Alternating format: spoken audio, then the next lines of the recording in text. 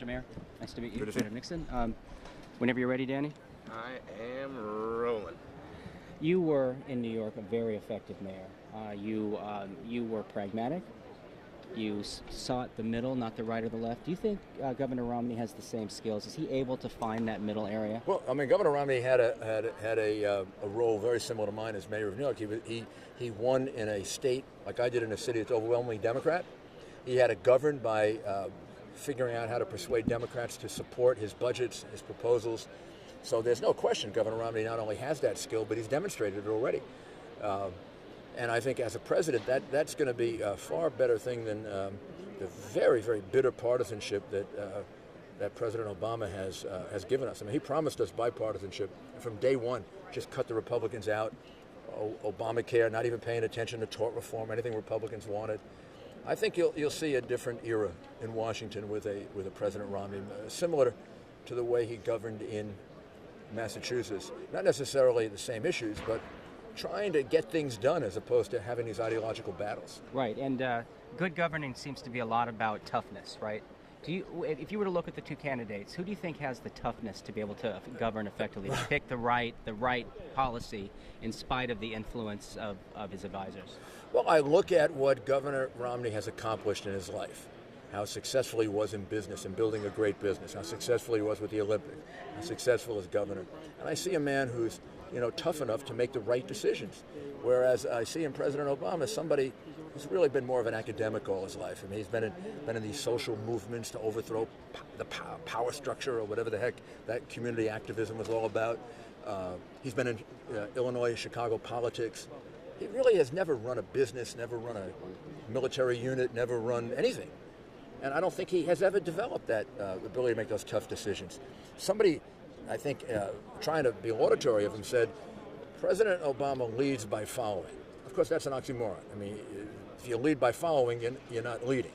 And I think that's what Chris Christie was trying to convey yesterday. I think he did it very well. Okay, I have one last question about Middle East politics, right? This interview will air in the Middle East, and New York is certainly our most outward-looking city. What do you think, if Romney wins, his foreign policy would be like? How do you think he would affect the rest of the world, or would interact with the rest of the world? I think he'd interact very, very well with the rest of the world. I think this is a man who's been an international businessman for years, ran an international event, the Olympics, and did a really, really good job at it. He knows the world. He knows the economies in Europe, the Middle East, Asia, Latin America. I think you'd see a person who's much more worldly than President Obama, who had no idea what the world economy was like. Had never even traveled outside the United States before he became president. I mean, we elected a president who had no experience at just about anything, except being a social activist and a Chicago politician. And now we're going to elect a man who's a man of the world, who's been enormously accomplished, who's built vast international businesses, make a very, very big difference. I think this will be a man who's much more comfortable on the world stage. President Obama started off with this big quotient of goodwill all around the world, and now he's completely disrespected. Nobody pays attention to him. Nobody wants to come to him for advice. We have this tremendous crisis in Europe over the euro. Anybody ever come to ask President Obama's advice? I mean, why would you ask a failed president on the economy his advice about how to handle Europe? In the Middle East, I don't know what he's doing in the Middle East. I mean, first we were going to keep Mubarak in power, then we were going to overthrow Mubarak. Then we were going to keep Gaddafi in power, then we overthrew Gaddafi. Now we don't know what's happening in Egypt. We don't know what's going to happen in Libya.